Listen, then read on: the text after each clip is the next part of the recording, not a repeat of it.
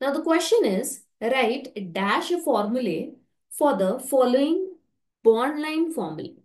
Now basically dash formula is nothing but we are going to write down the structural formula for the given bond line formula. The A structure over here we have, now simply what I can do is I can just number the carbon atom. This is 1, 2, 3, 4, 5 and 6. So quickly I'm going to write down 1, 4, 5 and 6. So 1, 2, 3, 4, 5, 6. I'll number it in the same way. This is 1, 2, 3, 4, 5 and 6. Clear? Now on the first carbon, we don't have any attachment. Same way on the second carbon, there is no group present, additional group. On the third carbon, I can see there is a double bond O. That's it. Okay. Finally, what we are going to do, after writing all the functional group or all the additional group on the carbon, finally we are going to balance it with hydrogen. Okay. Now we know that each and every carbon, it is tetravalent in nature, right? That means it should have four bonds, isn't it? So I'm going to balance it with hydrogen. So this is how we are going to write down the dash formulae. Okay, this is the carbon. Then I'll just simply erase out the positions because yeah, so that I can write down hydrogens properly. Here this is hydrogen, hydrogen. Same way we have two hydrogen and then the first one will be having three hydrogen. Clear? So basically this is the structural formula.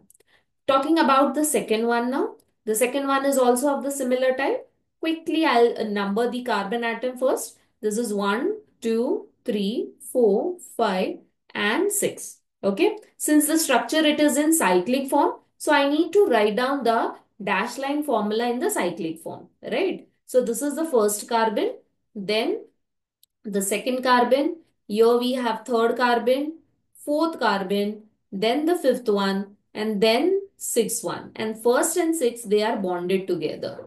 And on the first carbon atom, we have one more carbon atom present. Okay, this is carbon, this is carbon. So I'm going to put your carbon and then your carbon. Clear? So the carbon skeleton I have written. Now quickly we are going to balance it with hydrogen. Okay. Now here this is hydrogen. So two hydrogen.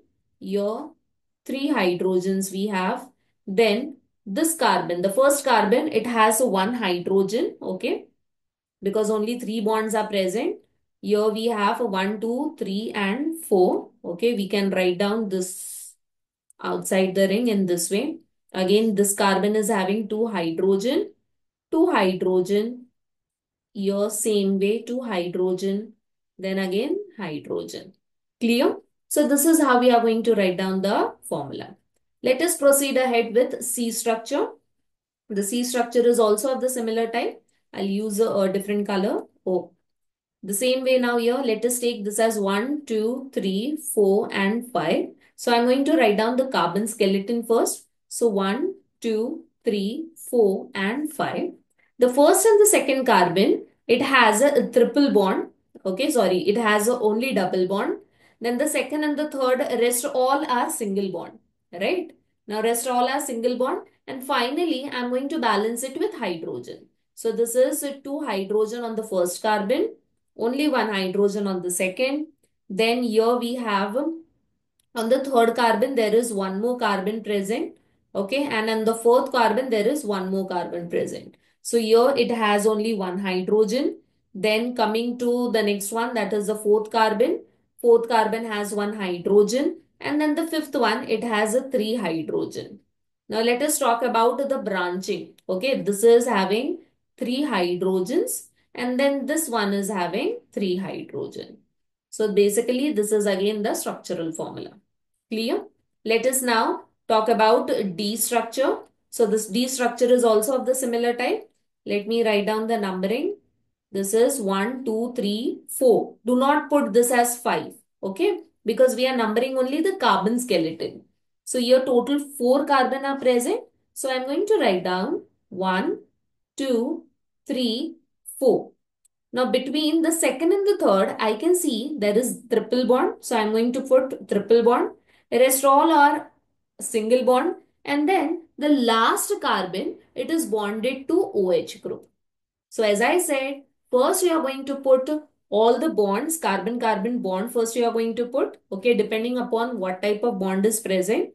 Then you are going to put the functional group, if any, present, or the substituent if it is present. And lastly, you are going to balance it with hydrogen.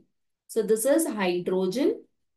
Here it is on the second and the third, no hydrogen, okay, needed because already it is balanced. Then the fourth one will be CH. Clear?